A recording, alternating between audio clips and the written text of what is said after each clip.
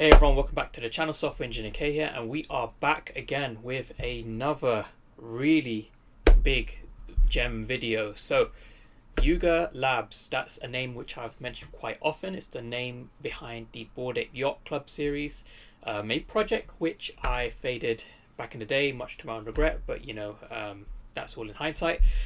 But when it comes to the Web3 gaming space, specifically around the APE token, which was a token they airdrop for free to their NFT holders, that is looking more and more likely to be a play I'm going to be adding to my own crypto portfolio. So I'm going to be going through that with you guys, exactly the logic behind it, going through the technical analysis behind it as well, since it is looking primed to be making a fairly decent move. However, you do have to take into consideration that we did just have the monthly close on Bitcoin.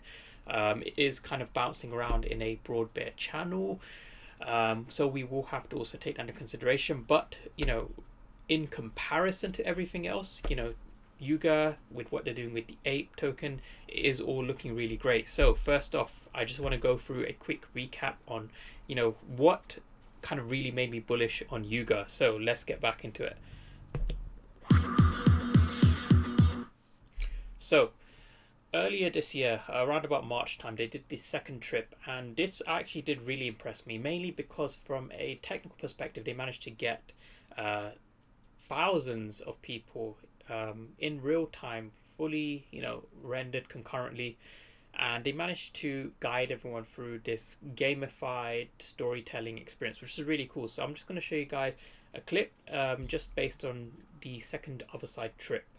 You hear that music? That sounds scary. What's that? Oh, God. Oh, hold on to your pants, Voyagers. Okay, oh no, you're not wearing pants, Voyagers. Oh, God. Oh, yo! Yo! The butt flew! Whoa! Yo! What is that? What the fuck? Yo! That is big! Oh, that is scary! Whoa, what the fuck? Yo!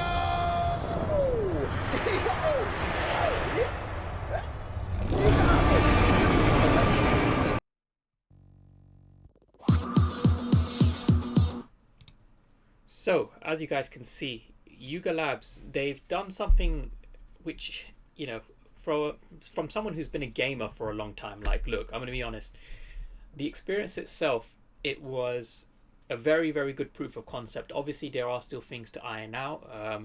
It was quite difficult to connect. I unfortunately missed out on the prize because I couldn't even get in properly. But however, I was able to give a pass out to a friend. So I gave that one out to my good friend Kyle Wilson, who managed to get in. But this was kind of building on layers and layers of kind of the whole gaming in Web3 concept, because one of the big things that a lot of these Web3 gaming platforms are going for is mass adoption, bringing in the traditional gaming market into Web3, which most projects have really struggled with. They haven't done a great job with. However, Yuga Labs wasn't even really trying, and they've done exactly what I was hoping a company was going to do, which is to bring in these gaming influencers, bring them in, show them the value so that they can then market it to their own audience, which is exactly what they did. So one of the top Fortnite players, they managed to get the #1 prize for the kind of little mini game they created called Dookie Dash. They created the sewer passes, which the sewer passes themselves did actually have another benefit when it came to the upcoming heavy metal series. But yes, I think it was what was his name, Mangrel, whatever his name was. He managed to get first place in Dookie Dash, and that NFT, the golden key that he got, Mongrel, that was his name. He managed to sell it for $1.6 million. And not only that, but he was streaming the game to his audience, and that got a lot more people interested in it. And all of a sudden, that in itself is gaining more mass adoption than any other project I can think of has had in terms of success to date. because they are doing exactly what these Web3 projects need to grow, which is to show the value in the ecosystem, show that they're doing something unique, that they're not just creating some F tier game with blockchain slapped on top, because that's what a lot of projects are doing.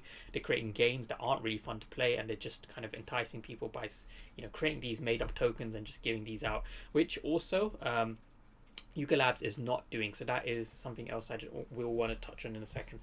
But as we know, with regards to the APE token, these were given out as airdrops to holders of the, whether you had mutant apes, the bored apes, and the Bored Ape Yacht Club, it is currently down in terms of ETH, and that's expected, bear market and whatnot. But that being said, they have also released additional new NFT series. For example, the Other Deed. So this was what I was holding in order to get invited into the second trip. This is going to play a big role when it comes to Legends of Tomorrow, which is kind of the new big game that they're working on. And that's all related to kind of, these little things we have called coders. So if you have a coder, then you get a vessel for Mara, which you need your land in order to essentially hatch, and that's all going to be kind of your ticket into Legends of Mara. But that's not the only way to get in, apparently. I don't know exactly how else, but there will be ways to kind of bring people in, because it's fun and all, kind of having your tiny little NFT community with 10,000 people, whatever. But if you're aiming for mass adoption, you need other ways of kind of getting people in. And I did mention the sewer pass as well. I believe sewer pass holders did also get a mint for heavy metal.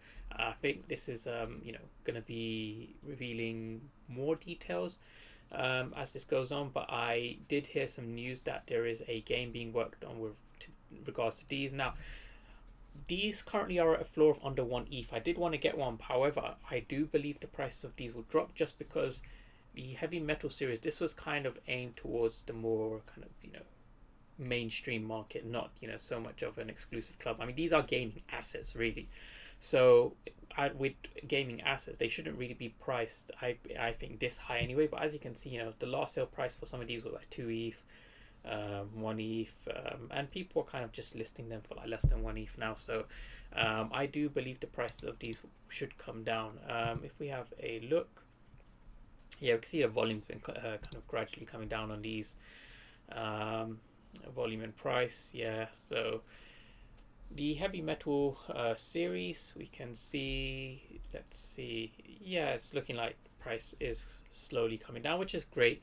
I will want to pick up one, probably not at this price range, maybe a bit lower. If it comes down to under half an ETH, I'll probably grab one.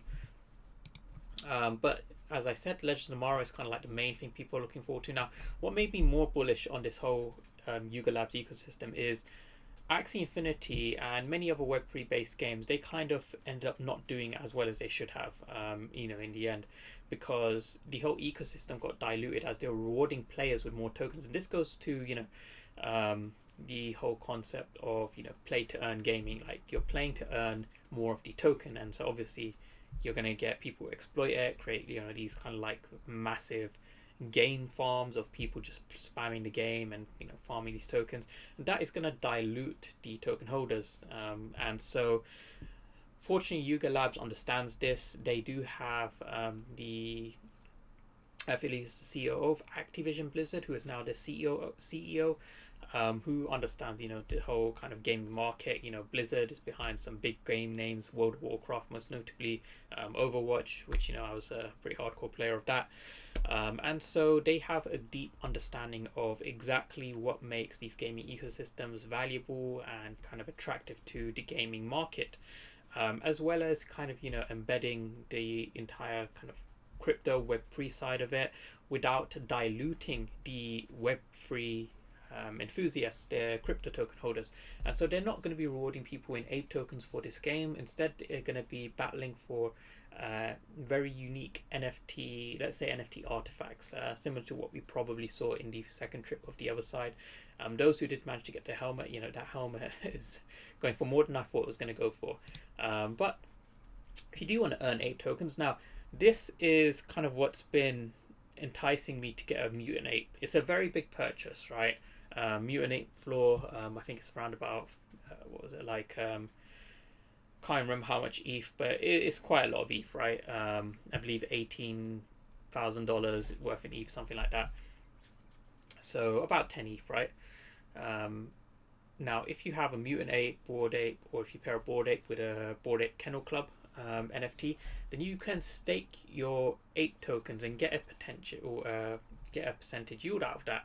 Now, in terms of ape's current price, if you were to stake just a mutant ape, let's say you get a mutant ape for $18,000, you are going to get roughly about 300 ape tokens per month, which will come out, or maybe 250, which will come up to roughly around about $600. A friend of mine is currently staking a mutant ape. He bought one very recently, and he is getting around about $600 a month for that. So an $18,000 purchase, you get $600 a month. You've made back the cost of it in terms of dollars after a year, a third of the cost of it, I should say. However, that mutant ape will still have value, potential to appreciate, and you're kind of earning a passive income off this. Now, again, the token itself, assuming that the token price stays flat where it is, then those 600 tokens, obviously, so the tokens that you get, $600 a month, then yeah, after a year, that's like, let's just round it down to about $6,000, a third of it, right?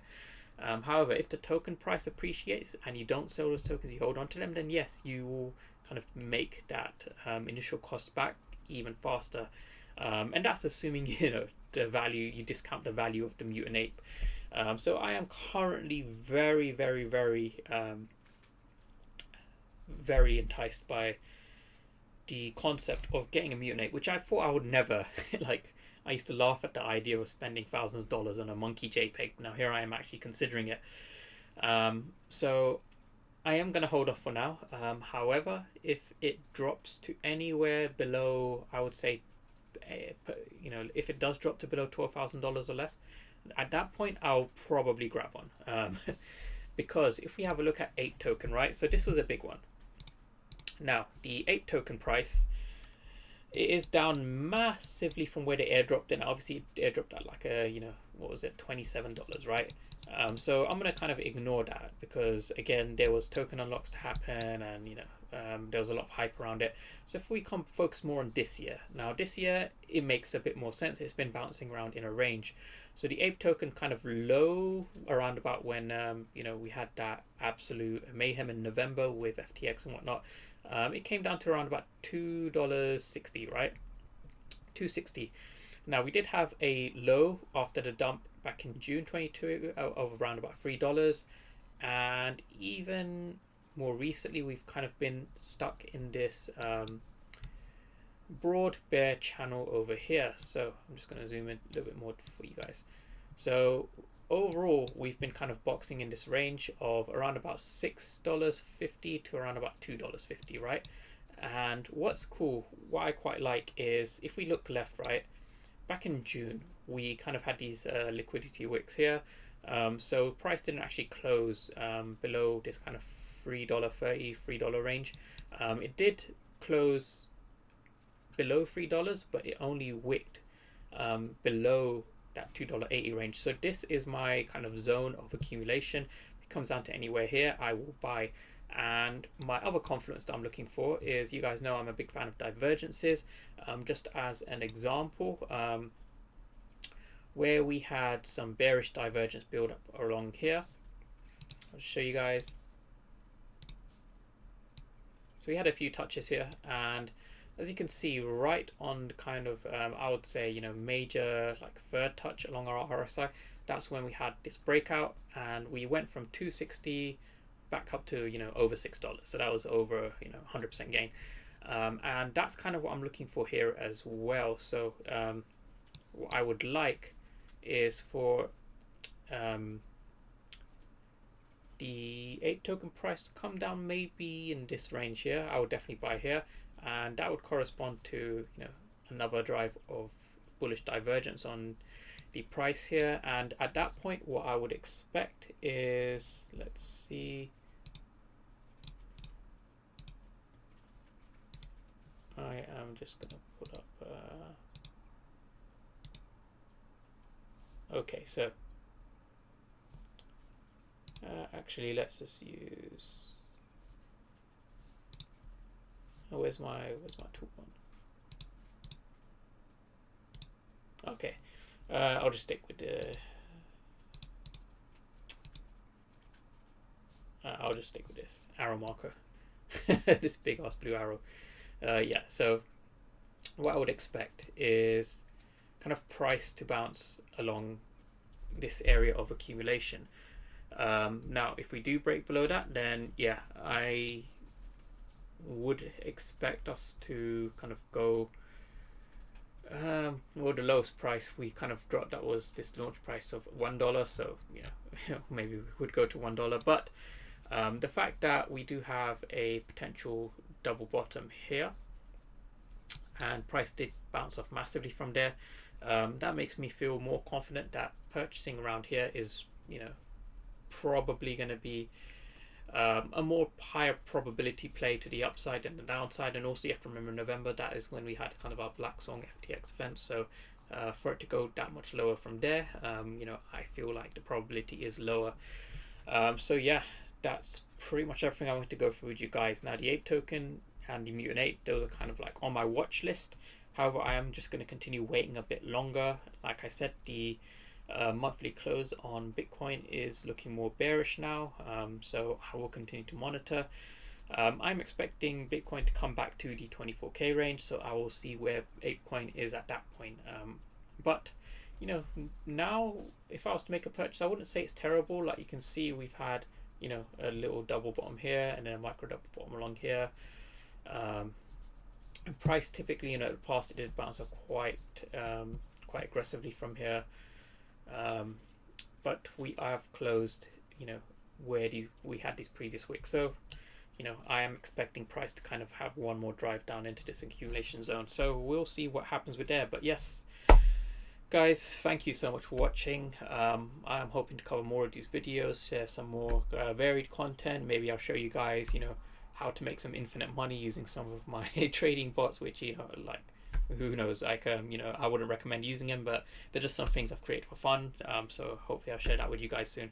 But yeah, as always, guys, please do like and subscribe to support the content, and I'll see you guys in the next video. See ya.